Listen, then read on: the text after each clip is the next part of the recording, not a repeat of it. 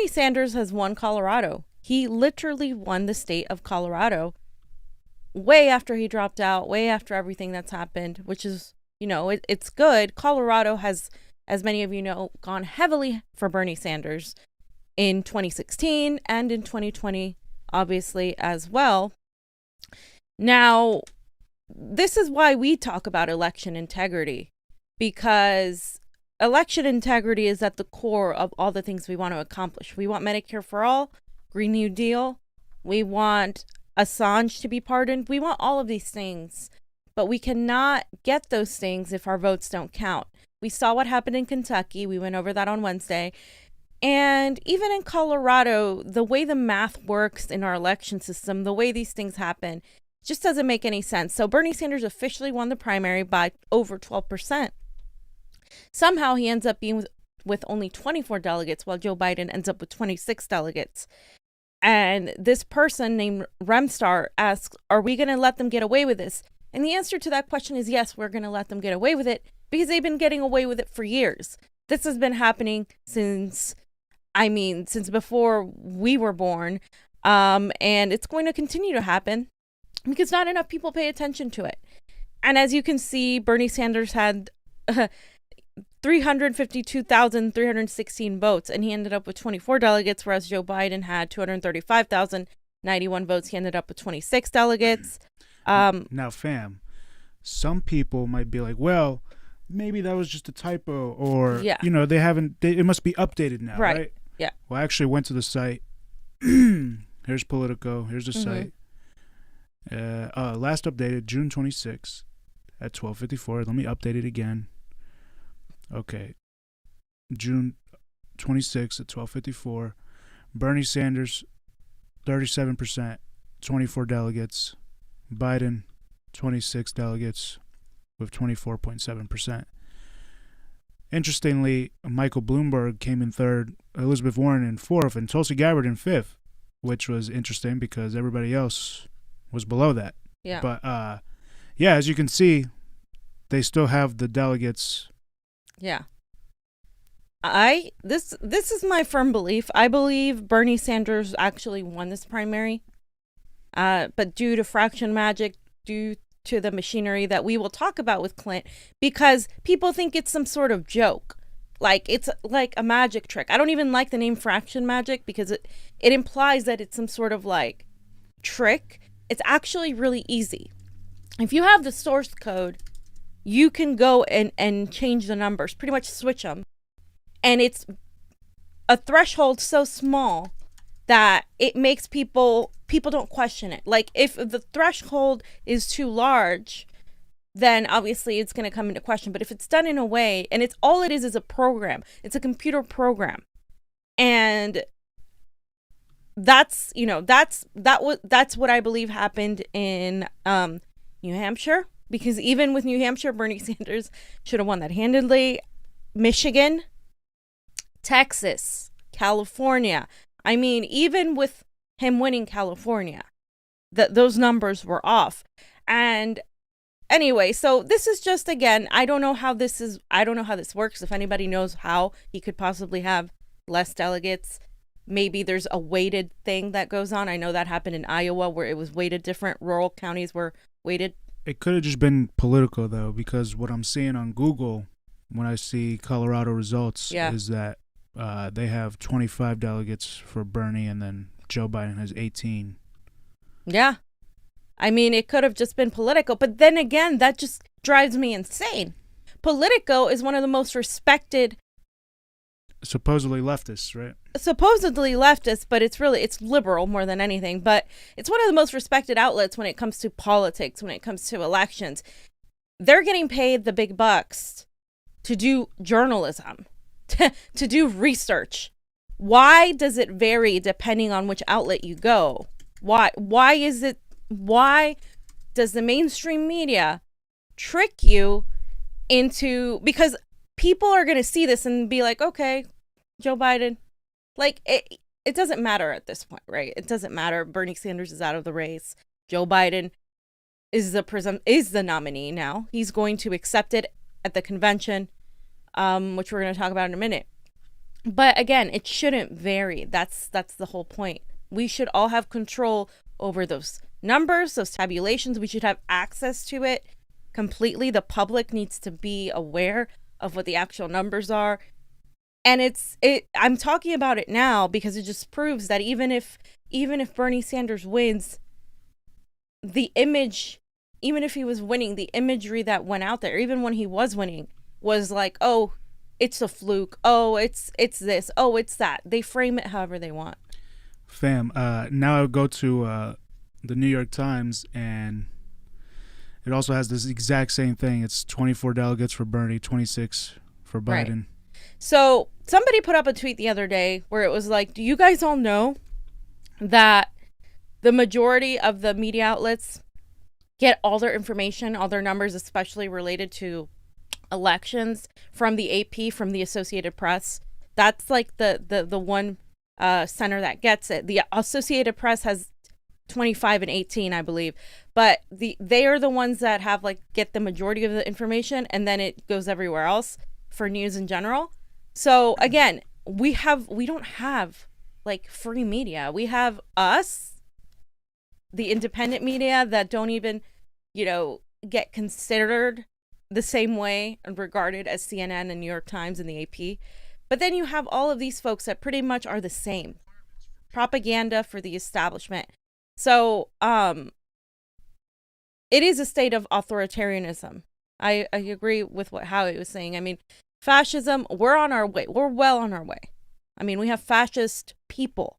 They just haven't been able to implement full-on fascism here, but we're on our way. Okay. Anything else you want to say about that? Nope. It's just ridiculous, and fuck. I mean, I don't know if looking at this doesn't tell you that there's not democracy in our nation, then I don't know what will. And then, if you see that, then it's like, all right, well, what do I do, right, to fix this? Because we can't vote now. So what's the next option? Right. If you can't vote, if your voice is, especially when you're telling the young generations to vote like it matters. When then they go vote, and then they have to wait 8 hours, and what, Ariana Grande has to send people pizza, or she sent food trucks and stuff, because they're waiting there for hours because there's only one polling center in the most populous city of Louisville, Kentucky. What do you want people to do? What you're telling them to vote while showing them that you don't give a damn about their vote. That's the hypocrisy of this culture, and that is why young people go on the internet and look at funny videos, because what else are they going to do when the world is it's fucked, so to speak. I mean, for lack of a better word. Johnny, I'm going to add Marianne Williamson's response to Bernie, because the next topic we're going to talk about is Bernie Sanders somehow thinking that there it is. Bernie Sanders somehow thinking that 10% is enough of a military budget cut for 10%, just for comparison. Yesterday I had on Holly Hawkins, and he was talking about cutting the military by 70%. I mean, that let's be realistic, right? They're not going to allow it, even 10%. Where we live right now, we have no power, right? So here's Bernie. Let's listen to what he says. He says, let me just read this. He says, why do we spend more on the military than the next 11 nations combined? I have a better idea. Cut Pentagon spending by 10% and invest it in the fight to end homelessness, hunger, and poverty in the richest country on earth. I agree with everything he said. The percentage needs to be higher. Let's see what he says. Well, that's only for the Pentagon, right? So maybe I saw another tweet where he said to cut the defense more. Yeah. Dysfunctional healthcare system, or addressing the grotesque levels of income and wealth inequality in our country. Now is the time for change, real change. And when we talk about real change, it is incredible to me the degree to which Congress continues to ignore our bloated $740 billion defense budget, which has gone up by over $100 billion since Trump has been in office. Year after year, Democrats and Republicans who disagree on almost everything come together with minimal debate to support an exploding Pentagon budget, which is now higher than the next 11 countries combined. Now higher than the next 11 countries combined, and which represents more than half of our discretionary spending.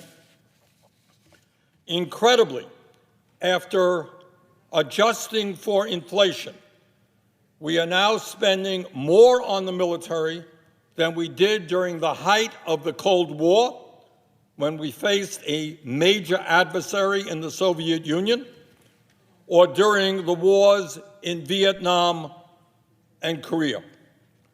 This extraordinary level of military spending comes at a time when the Department of Defense is the only agency of our federal government that has not been able to pass an independent audit, when defense contractors are making enormous profits while paying their CEOs exorbitant compensation packages, and when the so-called war on terror will end up costing us some $6 trillion.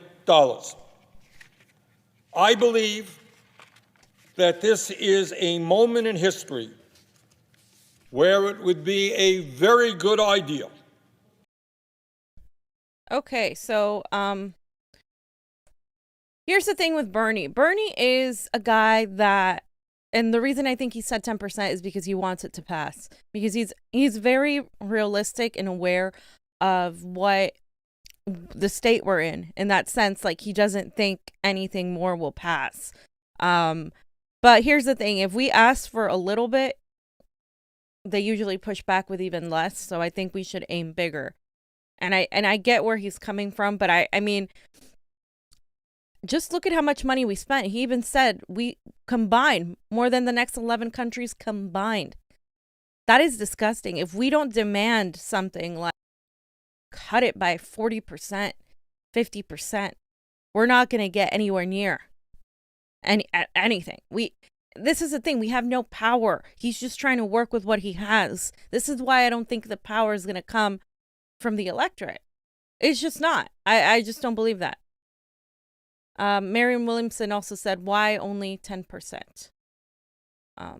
Because it just seems like a joke when he's talking about how much money we have spent already.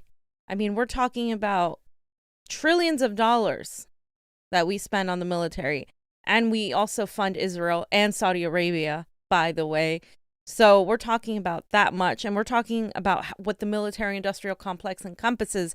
It encompasses everything within it. So you're talking about equipment, the people that you're sending out there, in every single country, you have to take that into account. You have to take into account every little thing. It's a very bloated military budget. Yeah.